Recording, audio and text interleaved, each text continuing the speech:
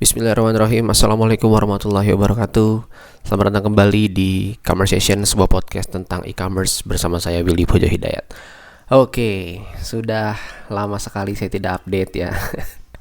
Hampir berapa ya? Hampir setahun, enggak setahun sih. Di 2020 ke 2021 setahun ya. Beberapa bulan dari episode terakhir, episode kelima. Ya sekarang sudah masuk episode ke-6 ya. Dan alhamdulillah pendengarnya juga sudah mulai bertumbuh ya. Terima kasih untuk orang-orang yang mungkin tersesat masuk ke podcast saya dan akhirnya mendengarkan. Ya, terima kasih ya, saya mengapresiasi sekali. Semoga konten saya bermanfaat. Oke, dan hari ini masih tentang e-commerce ya. Cuma saya nggak akan ngebahas bisnis ya. Hari ini saya mau ngebahas tentang buku. Ya, jadi kalau saya sebutnya ini sebagai kitab suci ya bagi bisnis e-commerce. Wah, berlebihan sekali kitab suci, tapi menurut saya ini benar. Jadi gini, saya punya bisnis e-commerce ya saya punya toko online. Saya selama ini baca buku itu buku-buku yang sifatnya apa itu kategorinya tuh self help gitu, yang motivational gitu, productivity gitu. Saya sambil lupa bahwa yang saya perlukan itu justru materi-materi yang teknis gitu loh, materi-materi yang penting yang bisa langsung berdampak terhadap bisnis saya gitu loh. Mungkin memang kalau buku-buku yang self help itu ya memang bagus gitu, menambah efisiensi produktivitas saya segala macam gitu, tapi yang teknis yang tactical itu yang menurut saya lebih terasa gitu impactnya ya. Jadi ada kitab suci ya, saya namakan buku ini sebagai kitab suci dari bisnis e-commerce ya. Judul bukunya adalah Delivering Happiness, AC karya Tony Hsieh ya. Jadi Tony Hsieh ini adalah CEO dari Zappos ya, zappos.com. Zappos adalah toko online yang menjual sepatu ya. Dulu sepatu, sekarang sudah mulai banyak ya dia apparelnya, ada sarung tangan, jaket, segala macam. Nah, kenapa saya bilang ini sebagai kitab suci ya? Karena saya baru ya buku ini udah lama banget ya. Saya baru baca buku ini sebulan yang lalu dan sangat-sangat teknis ya, sangat-sangat saya bisa merasakan energinya dari si Tony Hsieh ini, bagaimana dia mendirikan Zappos ini sampai akhirnya bisa menjadi toko online yang diakuisisi 2010 kalau nggak salah, diakuisisi oleh Amazon ya dengan nilai 1,2 billion dollars. Dahsyat ya. Jadi total omsetnya dia itu tahun 2009 1 billion dollars. Kemudian di tahun setelahnya Amazon datang mengakuisisi Zappos dengan nilai 1,2 billion dollars. Nah, pertanyaannya adalah kok bisa gitu loh, sebuah perusahaan yang bahkan tidak punya merek sepatunya sendiri gitu kan, dia kan jual sepatu orang, dia ngambil dari vendor. Kok bisa sebuah perusahaan yang hanya menjual yang hanya menjual sepatu dan apparel saja diakuisisi oleh Amazon dengan nilai 1,2 billion dollars, 1,2 triliun ya kalau 10 ribu ya. Nggak tahu berapa kalau dirupiahkan, berapa triliun itu ya, tinggi banget. Nah, problemnya adalah kok bisa seperti itu gitu loh. Nah, dalam sebuah presentasinya si Tony Hsieh ini, CEO-nya Zappos ini, dia bilang bahwa 75% salesnya itu berasal dari repeat customer. Bayangin, toko online 75%-nya dari repeat customer. Itu kita nggak perlu bikin iklan akuisisi customer lagi. Dari 70% aja udah hidup istilahnya gitu ya. Dari word of mouth aja udah cukup gitu loh. Branding itu sudah sangat kuat gitu terhadap customer lama kita. Oke. Nah, dari buku Delivering Happiness karya Tony Hsieh ini sebenarnya udah banyak yang membahas ini ya, termasuk beberapa guru-guru saya, guru-guru. Ya, mereka merekomendasikan buku ini untuk dibaca sebagai apa ya? Banyak sekali insight tentang bisnis, khususnya bisnis e-commerce ya, karena memang Tony ini bergerak di bidang e-commerce bisnisnya. Oh, sorry, informasi dulu bahwa Tony Hsieh tahun 2020 kemarin meninggal dunia karena kebakaran kalau nggak salah ingat ya. Jadi ya masterpiece-nya selalu dikenang ya, bahwa Zappos itu akan selalu menjadi legacy ya yang Tony berikan kepada kita para bisnis e-commerce. Oke, masuk ke 5 poin penting dari Delivering Happiness. Jadi saya coba ambil 5 poin penting dari buku Delivering Happiness-nya Tony Hsieh, yang semoga 5 ini, ya menurut saya 5 ini sudah cukup poin yang sangat penting ya, dan sangat bisa diterapkan ya. Dan saya rasa setelah diterapkan pasti akan kita akan terasa gitu dampaknya akan sangat signifikan terhadap bisnis kita menurut saya ya. Yang pertama yaitu ketersediaan stok. Wah, ini dahsyat. Jadi kalau kita bicara e-commerce, maka kita bicara kecepatan. Ya, Amazon, Jeff Bezos ya, itu gila banget sama kecepatan. Dia bahkan Amazon Prime itu kurang dari 1 hari kalau nggak salah, 12 jam ya apa kalau nggak salah ya. Cepat banget, dia maunya tuh barang pokoknya kita order langsung sampai tuh barang. Dahsyat ketersediaan stok. Nah, kalau kita bermain di kecepatan, maka stok ini penting. Karena kalau kita nggak punya stok, kita mengambil barang dari mana gitu kan. Kalau misalkan barangnya inden 1-2 bulan. Ya kalau semua barangnya inden, kalau kita inden kemudian kompetitor kita punya, ya kita nggak bisa bergerak. Mereka pembeli akan mencari orang yang bisnis yang cenderung ready stock gitu loh. Mungkin barangnya beda-beda 10.000 gitu, mungkin mereka nggak masalah. Ya, jadi in stock produk itu penting, ketersediaan stok. Nah, di buku ini Tony cerita bahwa dulu dia emang ada lag terkait stok gitu loh. Jadi customer-nya tuh pergi karena stoknya tidak ada gitu. Ya, nah poin pertama ketersediaan stok yaitu pertama in stock produk, dan yang poin dari ketersediaan stok itu yaitu dropship if possible. Jadi sebenarnya stok ini bisa diselesaikan masalahnya dengan dropship. Itu betul. Saya pernah bermain dropship juga beberapa tahun. Tapi problem dari dropship adalah tidak bisa kita kontrol. Itu problemnya dropship. Jadi mungkin kita maunya packing itu harus seperti ini, seperti itu gitu. Nah, kalau packingnya menurut vendor kita tidak tahu gitu kan, dia seperti apa mengirimnya, apakah alamatnya benar atau tidak, apakah barang yang dikirim benar atau tidak, kualitas barangnya seperti apa, kita tidak tahu.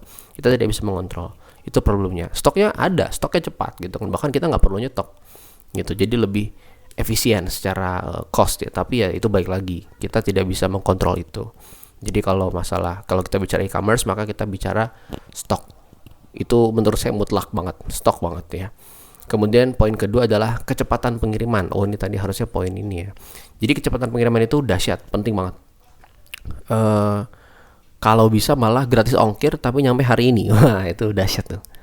Jadi gratis ongkir tapi 3 jam sampai. Wah, itu nggak bisa terkalahkan itu.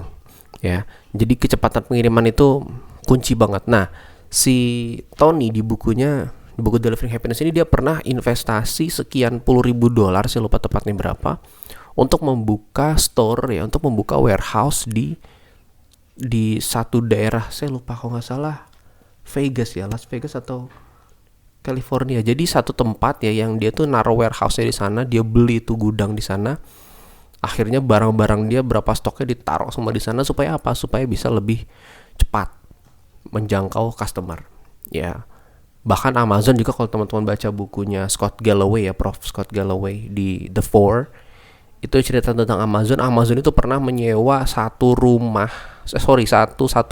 gedung, itu satu bangunan yang itu harganya mahal banget gitu. Kompetitornya nggak sanggup beli di sana, tapi Amazon sanggup. Bukan sanggup sih, lebih tepatnya maksain supaya lebih cepat terkirim. Jadi kecepatan itu menurut saya kunci nomor 2 dari suksesnya bisnis e-commerce ya. Yang ketiga, layanan yang ramah dan solutif. Ini juga penting.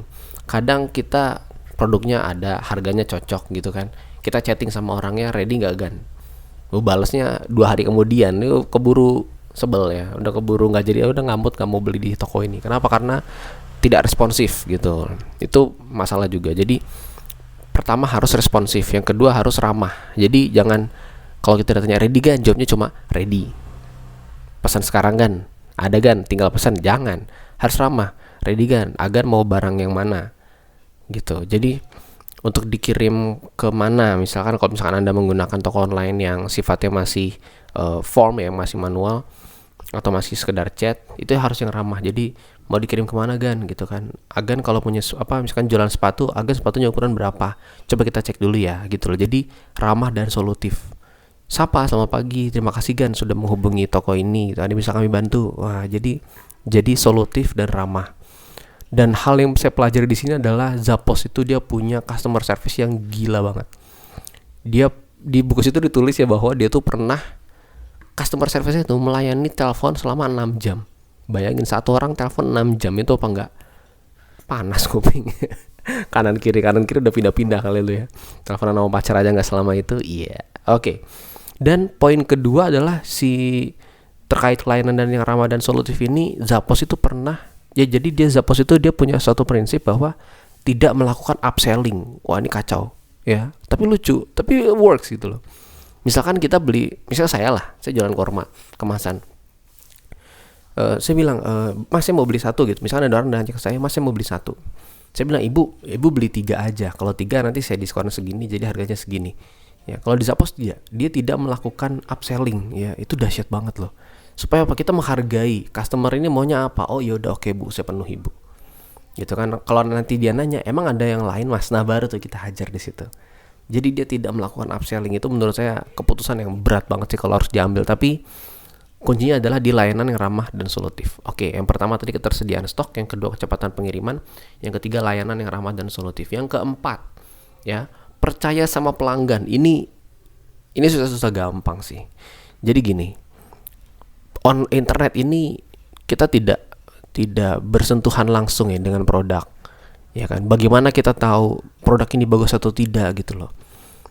Lihat aja di reviewnya, iya bener reviewnya bisa gitu kan, tapi kan itu review terhadap orang lain gitu kan, orang lain mereview produk itu gitu loh. Bagaimana kita mereview produk itu kan beda lagi gitu kan. Jadi saya pun di upkurma.com itu kan punya prinsip jualan itu harus sama-sama ridho gitu loh. Kita yang jual ridho, yang beli harus ridho.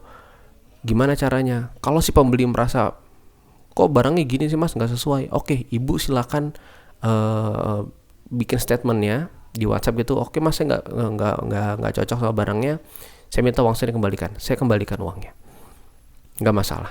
Kenapa? Karena percuma gitu. Saya dapat produk tapi dia nggak ridho, saya dapat uang tapi dia nggak ridho, gitu gimana? Itu kan nggak berkah ya. Jadi harus percaya sama pelanggan. Itu kunci banget sih. Ya berat memang, tapi pelan-pelan kita harus kesana arahnya gitu ya. Kayak misalkan COD itu udah cukup baik ya dalam menghandle kepercayaan pelanggan. Jadi saya maunya orang tuh barangnya datang dulu, saya mau lihat barangnya baru dibayar. Nah, itu nggak masalah, itu bagus.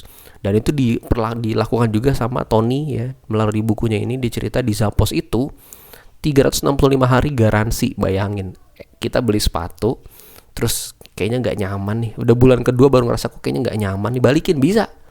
Dahsyat ya, percaya banget gitu sama pelanggan. Dan momen yang paling percaya adalah saat gini, jadi customer tuh bisa pesan 4 sepatu sekaligus ya, dicobain sama dia, mana yang cocok. Yang produk 1 cocok nih, yang 3 baru dibalikin. Coba bayangin kalau nggak dibalikin kayak apa rasanya. Ya itu percaya sama pelanggan itu penting banget. Karena kenapa? Pelanggan itu mau memberikan uangnya, mereka mempercayakan uangnya kepada kita, maka kita harus memberikan kepercayaan itu dengan baik. Kita harus menyambut kepercayaan itu dengan baik, yaitu dengan memberikan produk yang sesuai. Mereka aja percaya sama kita untuk mentransfer uang mereka gitu loh. Kita juga harus percaya sama mereka gitu. Percaya sini nggak boleh berlebihan juga ya. Sorry, maksudnya bukan ya udah saya percaya lah mas juga ntar pasti bayar, ntar malah ketipu gitu. Enggak, tapi cerdas gitu. Kita pakai sistem. Nah yang kelima yaitu baru pipeline atau sistem.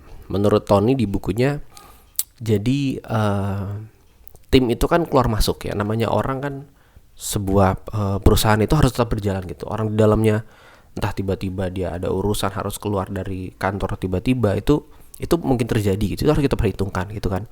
Tim itu keluar masuk ya, ada turnover. Nah, turnover itu tidak mungkin membuat perusahaan mandek gitu. Misalkan mana barang saya nggak dikirim mas, oh sebentar bu, orang logistiknya baru training. Wah nggak bisa. Sistem itu harus terus berjalan gitu. Nah itulah pentingnya membuat pipeline ya, atau sistem. Jadi supaya bisnis itu tidak masuk ke learning phase lagi ketika kita ganti orang. Ya, kalau dulu kata guru saya tuh Mas Fikri ya, dia bilang bukan dia bilang sih, dia cerita gini ya. Dia bilang dia kan pakai remote ya, semua kerjanya remote ya. Remote, kemudian dia menggunakan satu platform namanya Basecamp ya, sehingga orang masuk itu tidak perlu dijelaskan lagi. Ini kamu begini begitu enggak gitu. Dia tinggal baca apa yang sudah dilakukan oleh pendahulunya gitu. Kalau pendahulunya kerjanya begini tuh, begitu sistemnya, begitu cara diskusinya, oke, saya bisa jalan pelan-pelan gitu ya. Jadi tidak ada lagi learning phase. Jadi sistem itu memang harus dibuat, dan sistem itu mungkin mengharuskan kita untuk berinvestasi.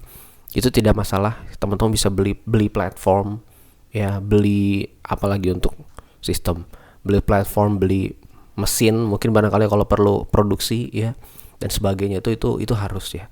Dan yang lebih penting lagi dari sistem ini adalah mempermudah skalabilitas ya, scalable.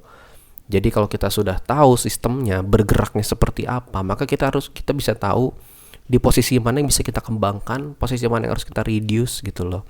Costnya misalkan, ini dari salesnya harusnya bisa meningkat nih, atau ini dari costnya harusnya bisa di reduce nih, gitu. Jadi memperbesar margin keuntungan kita. Ya, jadi saya simpulkan lagi, saya resume lagi 5 poin penting dari buku Delivering Happiness yang bisa kita terapkan di bisnis e-commerce kita, yaitu pertama, ketersediaan stok. Ya, yang kedua, kecepatan pengiriman. Yang ketiga, layanan yang ramah dan solutif.